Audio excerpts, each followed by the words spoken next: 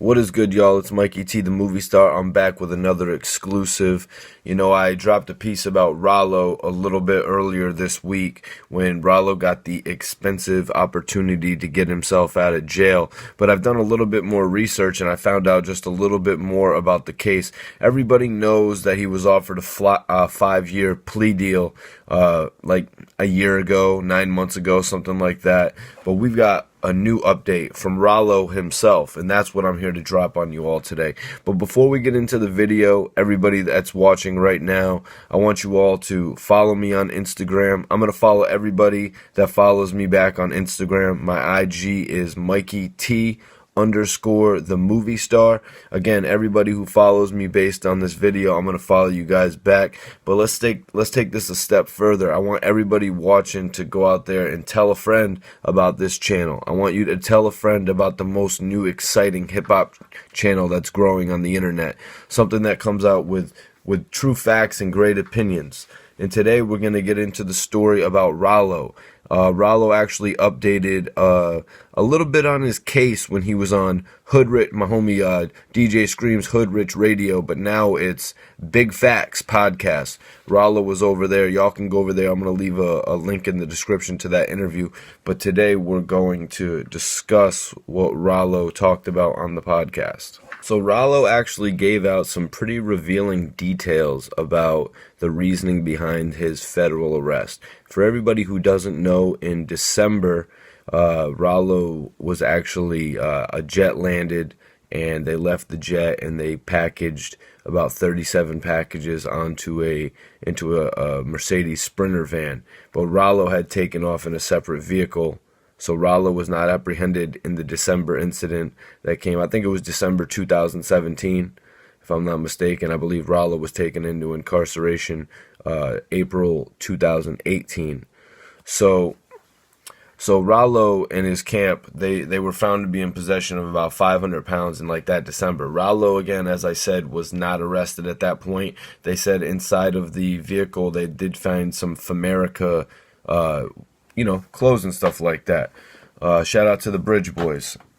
But yeah, so they found some Famerica clothes. They found some stuff relating to Ralo. Nothing enough to get an arrest. So then a few months later, in April, the feds surrounded Ralo's jet at this point. And Ralo actually spoke in this interview. He said when he exited the jet, he was the last person to exit the jet. When he exited the jet, he was actually smiling, he said. But the exclusive isn't that, you know what I mean? The exclusive is not that. The exclusive is actually Ralo explaining why he'd actually been under federal investigation in the first place. Ralo, everybody knows Ralo had a big team behind him. He had a big camp behind him. He had a whole what was it? He had like a group of condos that he called Pakistan. He owned several complexes. That's what I should have said. He had several housing complexes that they labeled as Pakistan. This guy took care of a lot of people. He had a good heart. Even recently you saw he shouted out Little Baby. In the last exclusive, I said one went to the feds, the other went platinum. Ralo was shouting out artists before they really made it to where they aspired to go. That's somebody who could see talent emerging in the streets of Atlanta. And we all know Atlanta has some of the dopest talent ever. But anyways, back into the discussion. The discussion is about Ralo's close personal associates who he says were actually selling weapons. This is what led the feds to start investigating Ralo's camp in the first place. Ralo's camp was selling weapons. They were selling firearms. And then, so Ralo had said that the feds were planning on investigating him for the next 5 years, 6 years. As I'd stated before in a previous video, a misdemeanor you can investigate for up to 1 year. A felony you can investigate for several years.